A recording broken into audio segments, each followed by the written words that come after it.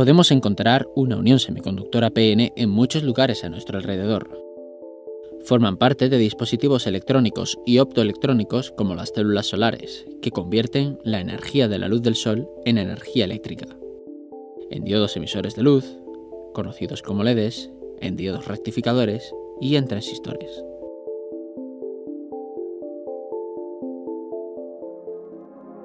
Para comprender qué son los materiales semiconductores y cómo a partir de ellos se fabrica una unión PN, es necesario sumergirnos en el mundo atómico. El semiconductor más empleado hoy en día es el silicio. En un cristal de silicio, cada átomo está unido a sus vecinos con 4 electrones formando enlaces covalentes. A bajas temperaturas, estos electrones están enlazados a los átomos.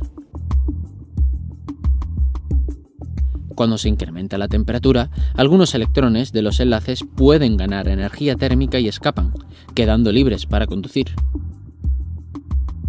A su vez, los enlaces que se han roto pueden ser ocupados por electrones de otros enlaces sin que estos tengan que ganar una energía adicional en promedio. A este estado o enlace roto lo llamamos hueco y se comporta como una partícula de carga y masa positiva. Se pueden introducir impurezas en el semiconductor, sustituyendo átomos de silicio por otros átomos. Si los nuevos átomos poseen 5 electrones en su capa más externa, 4 de ellos completarán los enlaces del silicio al que sustituyen y el electrón adicional quedará débilmente ligado al átomo. A temperatura ambiente, este quinto electrón suele liberarse de su átomo original pasando a ser un electrón de conducción. La impureza queda, así, con una carga positiva.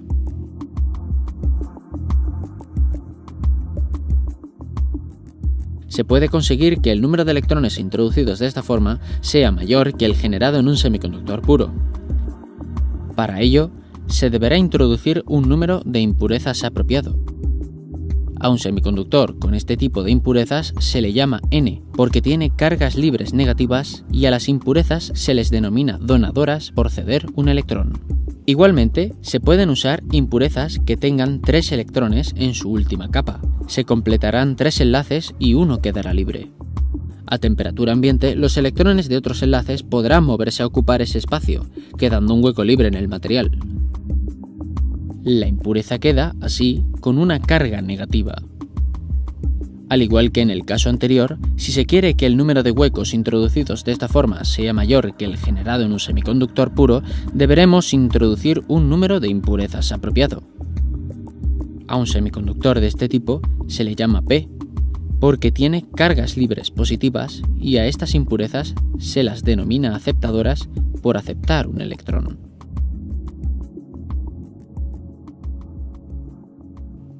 Una unión PN es una estructura formada por regiones vecinas con dopados distintos, de tipo P y de tipo N. Una unión PN es una parte fundamental de muchos dispositivos, como por ejemplo el diodo. Si al terminal P de un diodo le aplicamos una tensión mayor que al terminal N, observamos experimentalmente una corriente grande. Si al terminal N le aplicamos una tensión mayor que al terminal P, observamos experimentalmente una corriente extremadamente pequeña, despreciable para la mayor parte de aplicaciones prácticas. La unión PN presenta este comportamiento asimétrico, pudiendo conducir en un sentido pero no en el contrario. De esta manera, tenemos un comportamiento muy peculiar que puede ser aprovechado en circuitos. Para entender este funcionamiento particular de la unión PN, debemos hablar de 2 mecanismos capaces de crear corriente eléctrica: el mecanismo de difusión y el mecanismo de arrastre. Una manera de entender el mecanismo de difusión es imaginar 2 conjuntos de partículas de diferentes colores concentradas en 2 zonas distintas. Si las partículas tienen libertad de movimiento en diversas direcciones, el movimiento aleatorio de estas tiende a igualar la concentración en todo el volumen.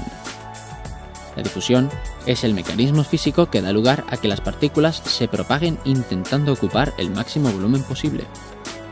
El mecanismo de arrastre consiste en un movimiento provocado por un campo eléctrico. Este campo empuja a las cargas móviles positivas en un sentido y a las negativas en el opuesto. Si hay un campo en una región del espacio, habrá un potencial eléctrico asociado al mismo. El campo eléctrico apuntará en la dirección en la que el potencial eléctrico decrece. El potencial eléctrico variable actúa como una barrera para el movimiento de las cargas. Sus efectos se pueden entender con la siguiente analogía. Supongamos un cuerpo que se mueve en el campo gravitatorio con una cierta velocidad. Si el cuerpo se eleva, pierde energía cinética y gana energía potencial. Si la energía cinética inicial no es suficiente, el cuerpo no será capaz de superar la barrera y en el caso de que la energía cinética inicial fuera suficiente, se superaría e incluso puede sobrar energía cinética para continuar su movimiento. Análogamente, el potencial eléctrico se comporta para las partículas cargadas como una barrera que permitirá a las partículas superarlo o no en función de su energía cinética.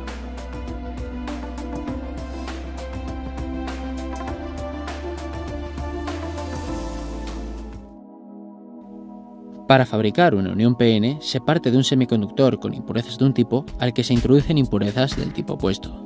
Para comprender el funcionamiento de la estructura se emplea un modelo didáctico.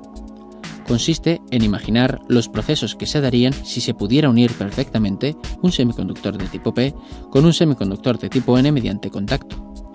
Un semiconductor P tiene una gran concentración de huecos y un semiconductor N tendrá una concentración de huecos mucho menor.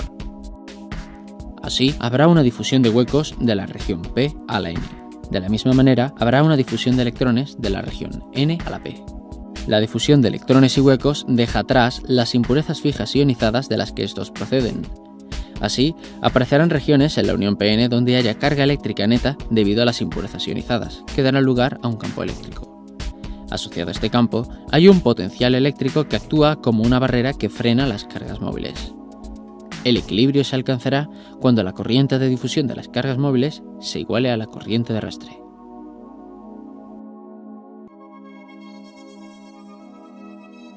La barrera de potencial es un obstáculo que impide la corriente en el dispositivo.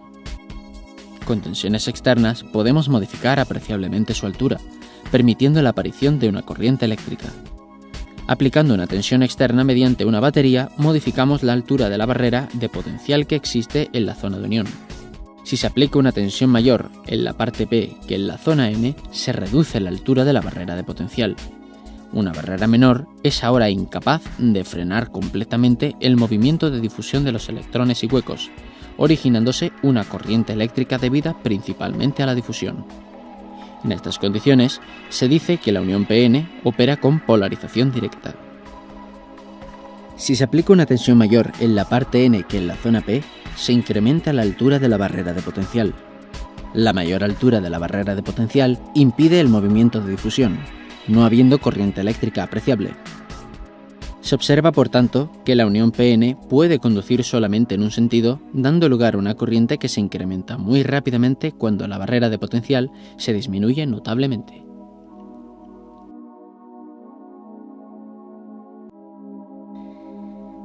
Además de encontrar las uniones PN en infinidad de circuitos y componentes electrónicos, las podemos encontrar en aplicaciones optoelectrónicas, dentro de dispositivos como los diodos emisores de luz, conocidos como LEDs, los fotodiodos o las células solares. La emisión de luz del LED se debe al fenómeno físico de la recombinación, que consiste básicamente en que un electrón y un hueco se aniquilan emitiendo energía. En el caso de ciertos materiales y bajo una polarización directa, esta energía se emite en forma de luz, más intensa cuantas más cargas móviles se recombinen. El funcionamiento de los fotodiodos y células solares se basa en el fenómeno físico inverso, la generación. Así, un fotón puede crear un par electrón-hueco que en su movimiento puede generar una corriente eléctrica. En conclusión, las uniones PN están omnipresentes en nuestro entorno cercano y lejano. Parece increíble que un dispositivo tan simple sea tan útil y tenga tanta influencia en nuestras vidas.